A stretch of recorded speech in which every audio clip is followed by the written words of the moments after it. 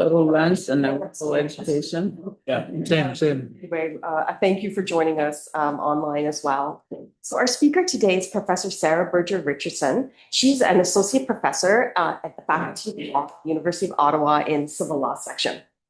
And that means she teaches her courses both in French and English, and I can attest to she's like just in French. Or you just French? Oh my gosh, you are so bilingual. You're like a model of Canadian. Good Montreal, but McGill as well. So she's the co-director of the University of Ottawa Public Law Center and president and co-founder of the Canadian Association for Food Law and Policy. We just had their meeting last month in Ottawa. I can attest to that, how wonderful it was. I was there. It was really amazing. And Professor Berger Richardson, she has a doctor of civil law from McGill University, an LLM from Tel Aviv, and she did the combined ECL and LLB at McGill University's Faculty of Law, which is the same one I did actually, but you probably did it more consistently. But no, that's a wonderful program. She's written on regulatory barriers to ethical meat, slaughterhouse speed lines, the vulnerabilities of the food system post-COVID-19.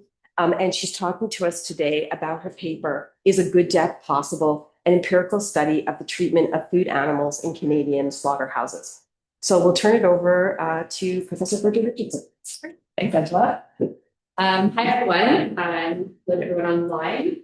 And so for those of you who might have seen the ad for this a while ago, the title has changed slightly from what was initially on a poster maybe a couple of months ago, but the content is pretty much the same. Just the title change kind of reflects on kind of grappling with some of the questions behind the work. So begin, before we talk about animals, the idea of regulating death is not something that is unique or new in law. We have laws, regulations that govern what we consider to be a good death for humans. And so DNR orders, the right to refuse treatment, palliative care, assisted suicide made. But these are, it's a testament to the fact that we understand that the way in which we die and the dignity that surrounds that is significant. And we actually do have some engagement with this for animals, even if the destination of food animals is to be consumed. There is a growing recognition that animals are deserving, if not of a good death, but of one that avoids unnecessary suffering. So for the animals that we eat, these regulations are quite modern. In Canada, probably it's only dating back to 1990 that we actually talk about humane treatment of animals during slaughter. And so currently it's the Safe Food for Canadians regulations. That's for animals at federally licensed slaughterhouses. Like 95% of all meat, provincial slaughterhouses will have their own regulations. And so the requirements are that we have to avoid or not cause avoidable suffering, injury, or death. Of course, there's like the weird paradox where they can't have avoidable death before they're killed. But the idea being that the way in which they're killed is important, and it has to be done to avoid unnecessary suffering. The wording has changed a bit from the meat inspection regulations that were in force up until 2019. So they'll talk about avoidable distress or avoidable pain. It's not really a change in position. It's just sometimes the regulations, the words change, and both kind of current understanding of what words are being used in legislative drafting will change. And so now we talk about avoidable suffering, injury, or death. So knowing that we have these requirements on the books, I was interested in trying to see what actually happens in practice in these facilities. How are these requirements practiced, and how are they enforced? And I think kind of most people in the room, I'm assuming people here know about high gag laws, more or less. And so, we do know that slaughterhouses tend to be quite hidden. we're not really welcome to go and see what's happening in there. Actually, interestingly, about 100 years ago, the modern slaughterhouse 100 years ago was a tourist attraction. The Chicago stockyards, the Toronto, there was like a slaughterhouse yard in Sinclair in Toronto, and they were open to the public. They were tours to come and see the marvels of the kind of industrial revolution of kind of slaughtering so many animals as efficiently as possible. But those days are over. We don't advertise what happens behind the doors of slaughterhouses. And so I was interested in trying to figure out that in the absence of undercover investigations, what is happening inside slaughterhouses. And while undercover investigations are important, there is also the risk with undercover investigations of them not necessarily capturing what's happening on a daily basis. And so minimizing what some of the counts are, if industry then comes back and says, well, this was a bad apple, or this isn't representative, it's just hard to know who's telling the truth if we're not there on site. And so the idea was to see how the law, the books, these requirements actually play out in action. Only I can't go into the slaughterhouse. And so what I'm trying to do is see how what are inspectors seeing and what are they reporting back? So a particularity of slaughterhouses in terms of inspection is that compared to other industries, slaughterhouse activities are under permanent inspection. And so for most industries, you have inspectors who might show up unannounced, surprise visits, or inspectors might come in response to complaints. So actually the same facility as slaughterhouses might have an occupational health and safety complaint.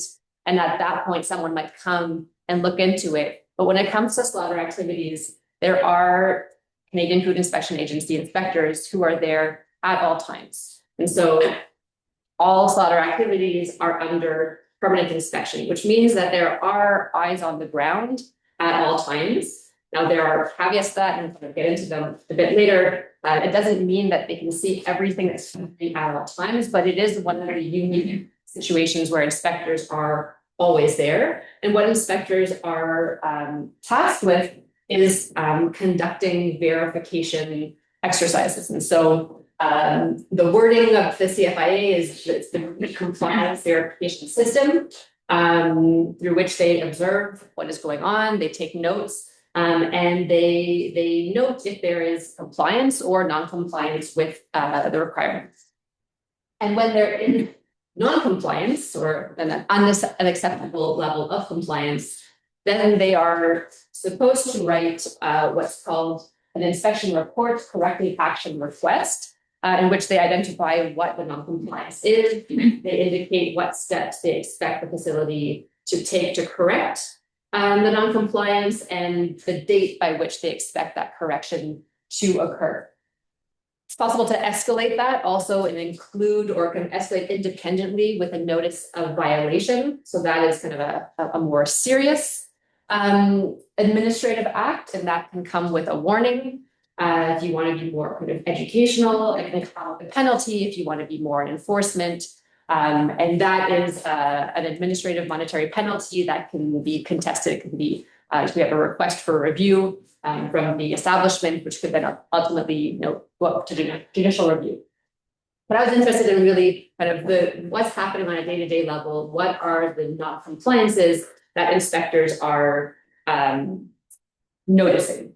So the data for this paper, and I'm not going to talk about the interviews that I did right now, but I submitted an ATI to the CFIA asking for all corrective action reports between 2017 and 2019, partly to capture what was happening before the Safe Food for Canadians regulations came into force and what was happening after at federally licensed slaughterhouses. And so when I received, so there's a table of, it's actually kind of like 800, but we said that there was a repetition, so it's 796 independent cars that were submitted. Cars coded and run through NVivo software. Looks really simple. It's like a year and a half years of work. So it was actually very hard to code and figure out how to do this. And it wasn't actually in an Excel table. You couldn't copy and paste. It was quite long. But these are the results. So in terms of the coding, there are kind of different categories also in terms of the regulations. And so kind of broadly, the categories are humane handling, receiving and handling. So reception of animals from the trucks and the unloading, and kind of their holding in lairage until slaughter. The second step is humane stunning and bleeding. There's also ante-mortem and post-mortem screening. So inspectors are looking at the animals before and after. There's a category for line speed, the speed of the production line, and a category for ritual slaughter. Now, those are quite large categories. And so in looking at the kind of descriptions that we had, we realized that we needed to be a bit more granular. And so here there are 26 different kind of categories, and I'm not sure if you can read in the back, so I'll just kind of leave them out here. The first is receiving and unloading. So we're going to be kind of receiving and unloading the animals to trucks. Handling refers to the way in which the animals are being kind of manipulated. So are you kind of dragging a crate with animals? Are you kind of like manipulating the animals in a particular way? Cuts, incisions refers to the bleeding, but the part where they're being cut or stuck. Return to sensibility, a lot of them are kind of self-explanatory. Suffering is a different category, and I'll come back to that later. What was interesting was that in the reports, there's not a ton of description of suffering, so it's kind of quite clinical in the way it was described. But on occasion, they would mention things about, a pig trying to kind of redress and gasping or vocalizing. So it was kind of interesting to see that on occasion those things are noted, and on other times they're not. Preventive control plans. This is something that's new in the Safety for Canadians regulations, and so these are, in terms of kind of industry self-regulation, these are now new requirements. And in addition to being told you must not cause avoidable suffering, industry also must develop, like these are big binders where they identify from start to finish all the possible risks that could occur along the way that could cause suffering or could cause avoidable death, and then what they do in terms of education of employees and monitoring to make sure it doesn't happen. If it does happen, what are they going to do? And so this is part of a shift towards outcome-based regulation, where industry is responsible for developing its own kind of manual for how to apply the outcome that is, or achieve the outcome that's out in the regulation. And the CFIA is really there to make sure that they have the PCP and that they're implementing what they have inside of it. So after that, you have unfit or compromised animals, euthanasia orders. Was an animal injured? So it's arriving with a broken leg, or is there kind of an injury to the animal? Post-mortem inspection, condemned carcass, stunning. So there are a few different stunnings, kind of not in order. So there's stunning mechanical, there's stunning electric bath, there's stunning CO2, there's stunning other, where it wasn't specified what method was being used. A stop order, so that's if the inspector orders the line to stop in order to address the problem. Post-mortem inspection, dead on arrival, hanging, shackling, misuse of prods and other instruments, scalding, ventilation, ritual slaughter, and so that we have different categories for kind of all when it wasn't specified. And then we also have halal and kosher when they're specifically identified. Issues around the provision of food and water, a slow order, so that's an order not to stop the line, but to slow the line. And so these are kind of all different categories. What you can see is the most significant or kind of recurring issue is that of receiving and unloading of animals, followed by, so handling kind of comes second, but actually if you add up all of the stunning is the second biggest problem. Then followed by handling and cuts and return to sensibility. And it kind of makes sense that if you have problems with stunning, that the return to sensibility would follow. And so kind of those also do sort of go together. So for those who are kind of maybe having a hard time visualizing what this looks like, so kind of these are the problems or the issues of non-compliance that we're seeing. And so, with extreme weather, there are animals that are arriving either with heat exhaustion or frozen. We have issues of kind of thirst, hunger, overcrowding of animals, stress. What was kind of, I guess I probably should have known this, but didn't really realize, like we have a lot of images of pigs sticking their snouts out of trucks, but chickens are packed into crates. And so they're not they don't walk out of the truck, they're in crates and the crates are taken out. Some of the issues with that is that those who are at extremities of the crates might freeze, but there are also lots of issues with limbs sticking out of the crates being dragged, and so injuries coming from not handling the chicken incorrectly, but just kind of dragging these crates and having injuries that come from that. And then we also have aggressive unloading of animals and injuries. We have the images of those downed cows that can't kind of get up and get out of the truck. So this is kind of where the majority of the non-compliance is identified, which is interesting in itself because it kind of speaks maybe less to the slaughter activity and more to the transportation beforehand. And then the other is the stunning. And so I mentioned before, we've got different methods of stunning, carbon dioxide and CO2 kind of gas chambers, which are kind of mainly at this point used for hogs. Although there's some discussion with them kind of being used for poultry. Poultry, quite often it's electric stunning, and so it's a water bath. And so an issue with the water bath is that because the line goes quite quickly, the chicken might kind of lift its head because it doesn't want to go in the water. And so then you miss the electrocution because it doesn't go in the water. And so they're kind of in that fast pace, there are some kind of things that are mixed. And then animal stunning, which is the stun bolt, that you'll use more for kind of individual stunning, primarily with cattle because of their size. And then kind of in all of that, there's some other issues. And so I've got the pig there, the return to sensibility.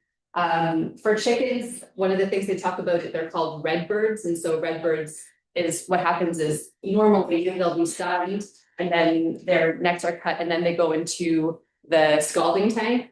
And then what happens is if the bird has not been properly stunned or its neck hasn't been properly slit, they're kind of still alive when they go into the scalding tank and they come out sometimes alive from the scalding tank. And so those are called red birds. And so there's lots of issues of red birds being kind of dumped in garbage bins or kind of found somewhere hidden on the floor because they're kind of taken off and not kind of put on the line again. And so, there are quite a bit of red birds. And interestingly, for these, when they're kind of listed as non-compliance, it's usually kind of a percentage-wise. So there's you tolerate a 4% miss rate, but if you're above that, if the inspector sees it kind of consistently above the 4%, well then there's non-compliance because the PCP establishes that your outcome that you're trying to achieve is 3% or 4%.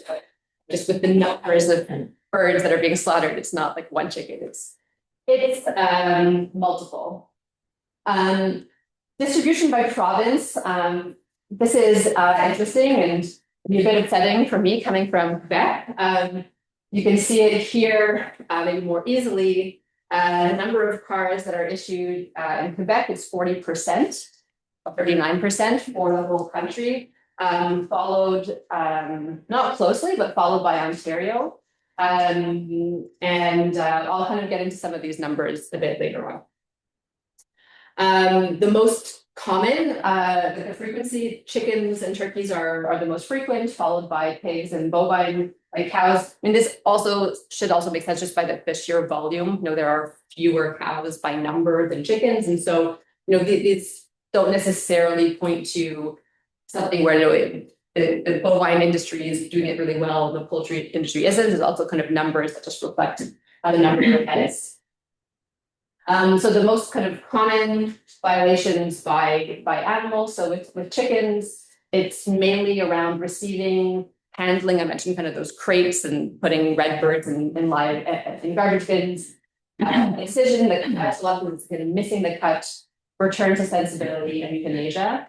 I'm sure I'm not going to have time to go over these. I'm just going to skip them, but these are just some examples. I think I've already given a few for pigs. Reception, kind of unfit animals also kind of being connected. So the reception issues tend to kind of revolve around pigs having injuries or being unfit for consumption and then having trouble getting them out. Interestingly, kind of suffering is described more for pigs, and so it never really came up. For every red bird, there's very little reference to the suffering. It comes up more for pigs. Issues around post-mortem inspection, compromised animals, return to sensibility, and mechanical stunning.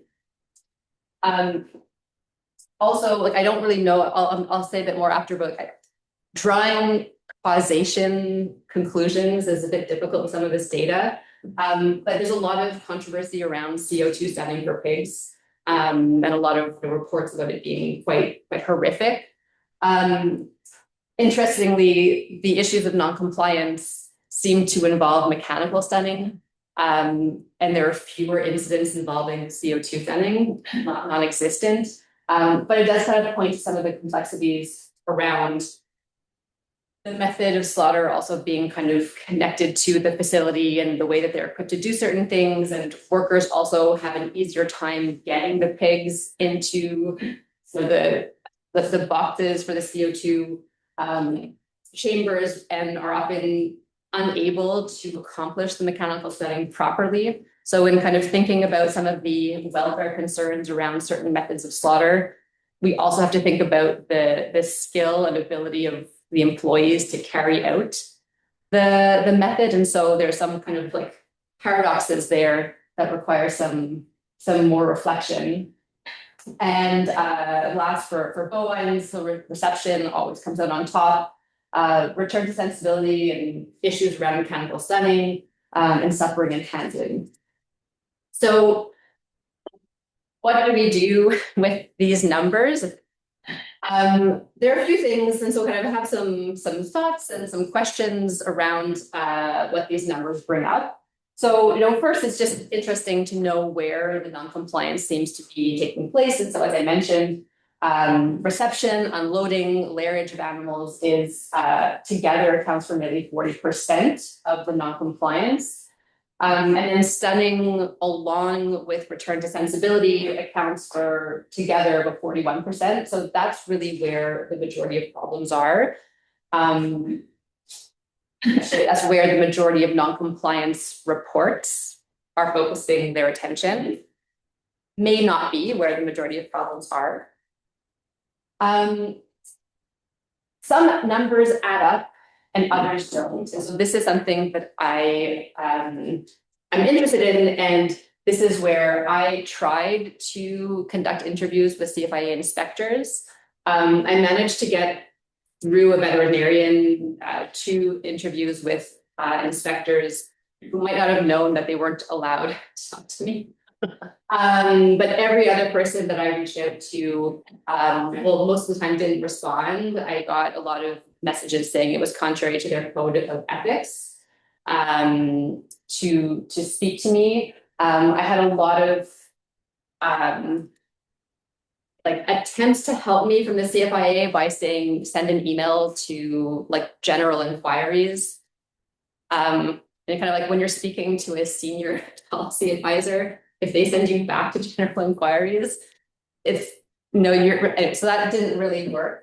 I reached out to the union representing CFIA workers, thinking that there would be a bit more support there, and it could be kind of behind, not through their employer addresses. And the union said that they had no objection to it, but would only do it if there was employer permission, and there wasn't. So I didn't get to speak to them, and so that's where I have sometimes now more questions than answers, because we have things like this. So this is a distribution of non-compliance by province and by species.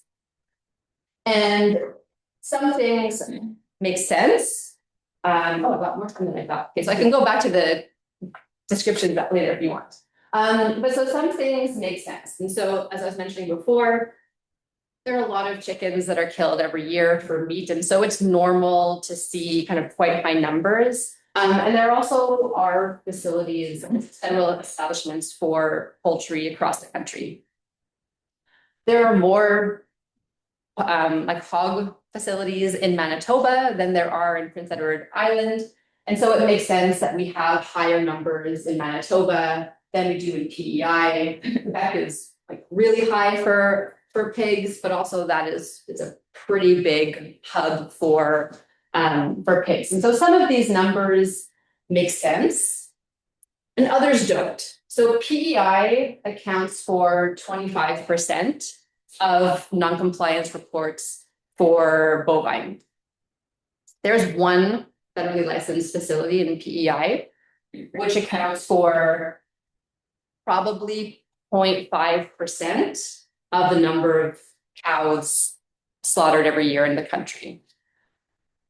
Quebec and PEI together make up 2% of all bovine slaughtered in Canada, and combined, what was my number? I don't have it here. Combined is like, it's 45%. Quebec is 19%, PEI is 25%. So like 45% of bovine non-compliance is for like 2%. Alberta and Ontario, not even all of Alberta and Ontario, but 3 facilities in Alberta and Ontario account for between 85% and 95% and are fairly underrepresented based on those numbers.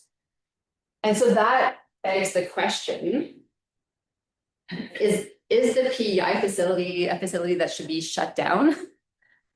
Or do you have a food inspector or a veterinarian who takes their job very seriously and is very proactive in terms of enforcing the requirements? The facility in PEI is smaller than the JBS or Cargill facilities in Alberta.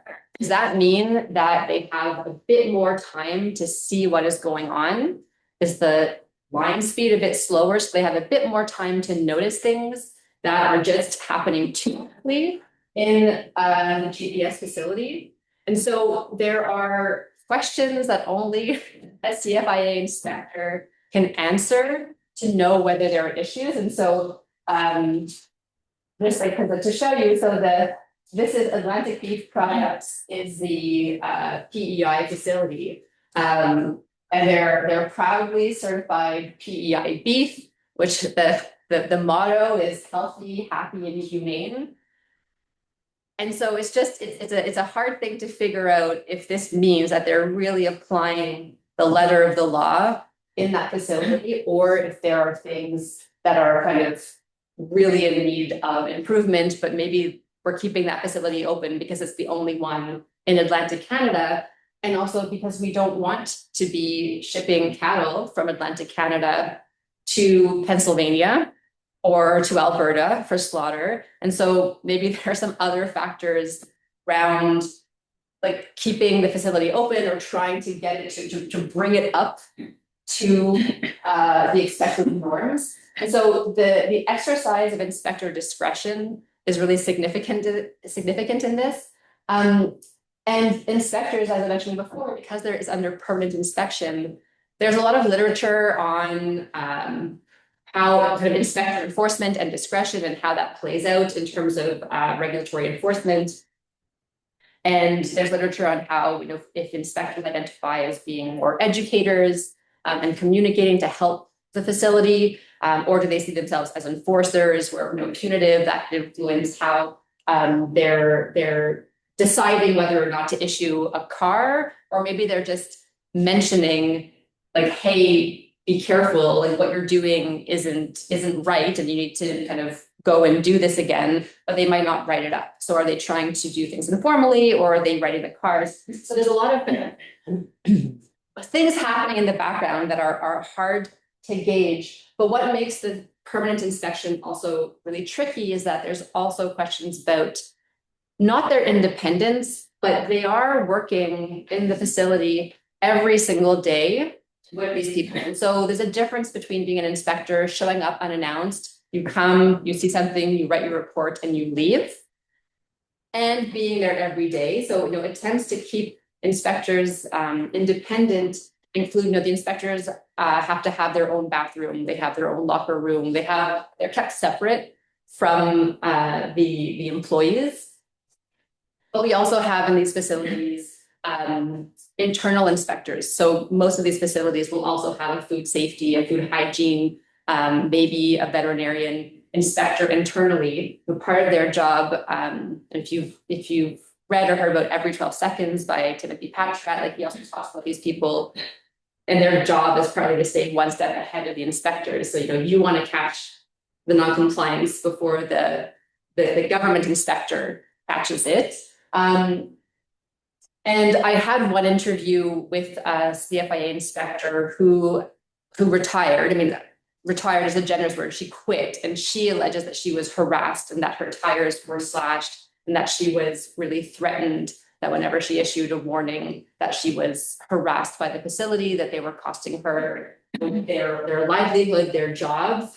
Again, in the same way that kind of undercover whistleblower stories are, what do you do with them? It was a very compelling interview, but it's also a bit of an outlier when other people don't seem to have those stories that they want to share. And so kind of figuring out how inspectors see their role. Are they peacemakers? Are they trying to fix things from within?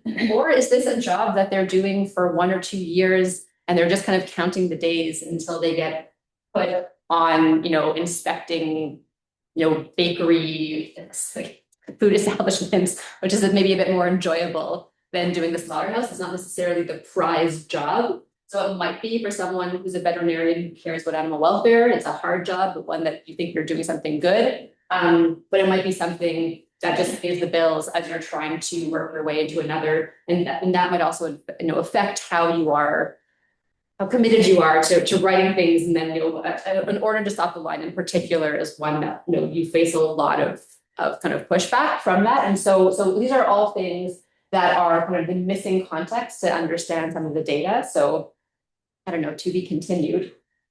And then just in terms of, this idea of enforcement and discretion, something that also was a bit interesting to me or surprising was that there wasn't actually a very big difference in the number of cars that were issued after the Safe Food for Canadians regulations came into force, which is surprising. Like, it was a significant development and posed new requirements on industry. And industry did know it was coming for a long time.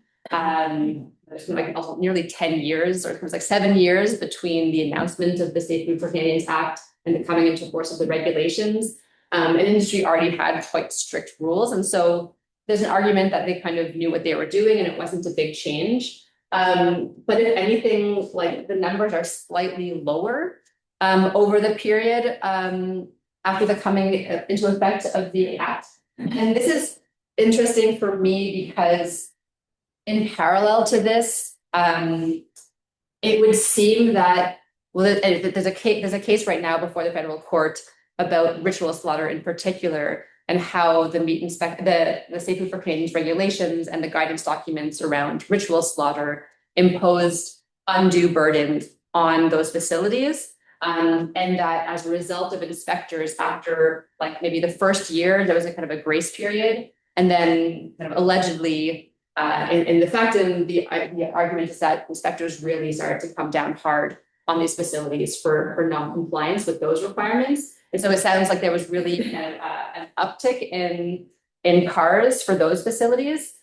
which does not at all kind of map on to what seems to be happening in general.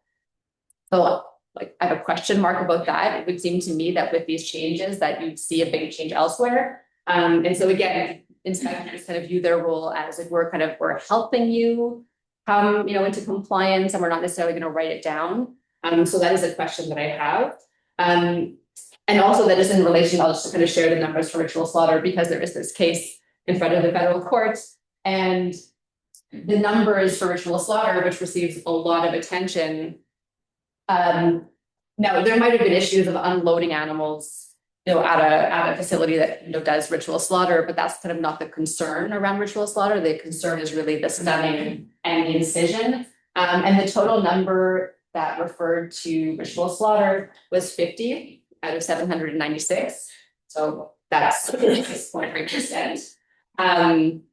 It's not insignificant, but it's not, it's not as if you kind of would see, oh, well, in the past 10 years, there really was a problem with kosher slaughter or with halal slaughter, and that's why we needed these changes. It doesn't seem to be the outlier that kind of these new requirements in the guidance documents suggest. So that's kind of something interesting that the data also shows. So then there's the last thing on what constitutes suffering. I can maybe kind of go back. So I think I have a couple of minutes to read some of the things that were written, but it is really interesting to read these reports. And, it also makes sense that the inspectors, they're not there to kind of, I forget the word in English, but to kind of attribute human characteristics to animals, to anthropomorphize. And so it's also kind of good that they're not necessarily kind of projecting, and sometimes you don't know what the suffering was. But it is kind of interesting that it's about 18% refer to the panting or the animals visibly in distress, or is vocalizing or attempts to kind of spontaneous redress. But of course, each one of these things, I think, kind of intuitively addresses animal suffering, and kind of they're all part of this broader regulatory requirement not to cause avoidable pain, injury, and death. And so it's hard in coding to not put suffering for all of them. But it also is kind of interesting to see that there are occasions when the inspectors are really noticing some of these cases that are really quite horrific. And in other cases, I think the numbers and volume is just so high, and it seems to be particularly for poultry that just kind of referring to these red birds, whereas sometimes I think pigs have the advantage of being able to vocalize, and it's really awful to hear, and so those kind of might kind of explain why you have that. So that's kind of a question about what constitutes suffering, and kind of we have to answer that question. We could talk about what constitutes a good death. So maybe I'll leave it there. If you have questions about specific examples, I can go back to the slides and maybe quickly, but maybe I'll leave it there, and hopefully there are lots of questions. Okay, that's great. So we've got a good 15 minutes for questions. And